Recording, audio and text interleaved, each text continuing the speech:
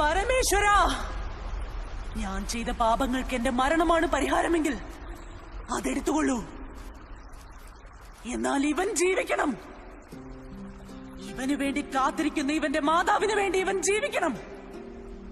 മഹിഴ്മതിയുടെ സിംഹാസനം അലങ്കരിക്കുവാൻ വേണ്ടി ഇവൻ ജീവിക്കണം. മഹേന്ദ്ര ബാഹുബലി ജീവിക്കണം.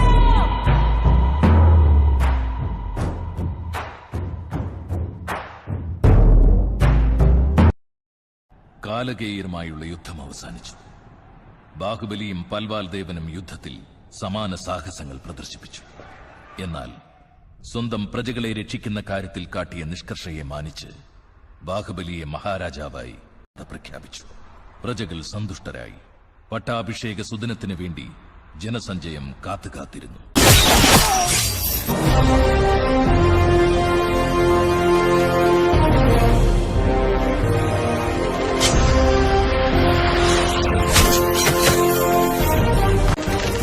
എഴുതോളൂ.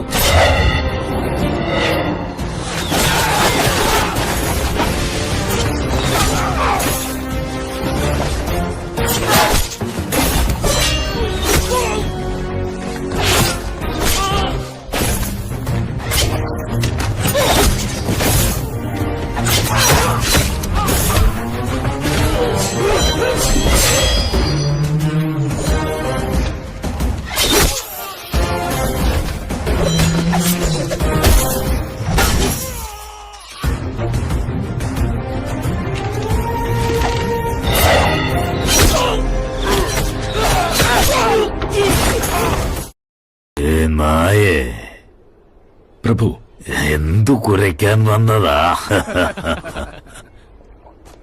വിജയദശമി നാളിൽ ബാഹുബലിയുടെ പട്ടാഭിഷേകം നടത്താനാണ് തീരുമാനം.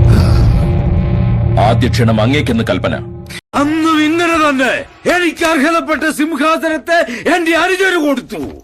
ഇപ്പോ എന്റെ മകന് ലഭിക്കേണ്ട രാജ്യാധികാരം എന്റെ അനുജന്റെ മകന് ദാനം ചെയ്യുന്നു.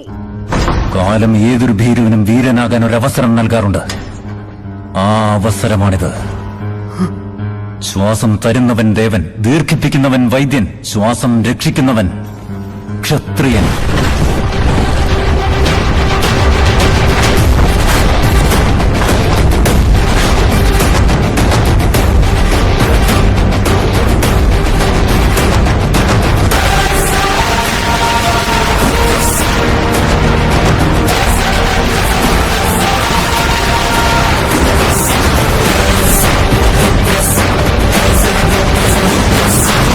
വരുന്ന വിജയദശമി ദിനത്തിൽ അതേ മുഹൂർത്തത്തിൽ പൽവാൽ ദേവൻ മഹിഴ്മതിയിലെ അടുത്ത രാജാവാകും.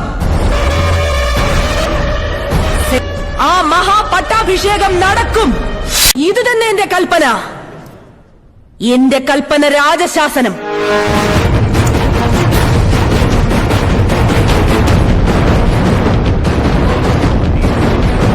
പിങ്കളദേവർ ശിവകാമി ദേവിയുടെ മകൻ പൽവാൽ ദേവൻ എന്ന പേരുകൊണ്ട ഞാൻ പടർന്നു വികസിച്ച ഈ മഹിഴ്മതി സാമ്രാജ്യത്തിന്റെ മഹാരാജാവെന്ന മഹോന്നത പദവി ഏറ്റെടുത്ത് നാടിന്റെ ഭാവി കാത്തുരക്ഷിക്കുമെന്ന് പരമശിവൻ സാക്ഷിയായി പ്രതിജ്ഞ ചെയ്യുന്നു. പൽവാൽ ദേവൻ നിന്റെ മകൻ മാത്രമല്ല, ഈ രാജ്യത്തിന്റെ രാജാവ് കൂടിയാണ്. രാജാവിനെ കൊല്ലണമെന്ന് ആര് ചിന്തിച്ചാലും അവർ കൊല്ലപ്പെട്ട. നിന്റെ പൂർവികർ മഹിഴ്മതിയുടെ സിംഹാസനത്തിന് അടിമ കിടന്നോളാമെന്നും മഹാരാജാവ് എന്തു പറഞ്ഞാലും നിഷേധിക്കാതെ അനുസരിച്ചോളാമെന്നും പ്രതിജ്ഞ ചെയ്തിട്ടുള്ളതല്ലേ? എന്താ, നീ അത് അനുസരിക്കുമോ? സംശയമേയില്ല. ഉത്തരവിട് മഹാരാജൻ. ബാഹുബലിയെ കൊല്ലണം.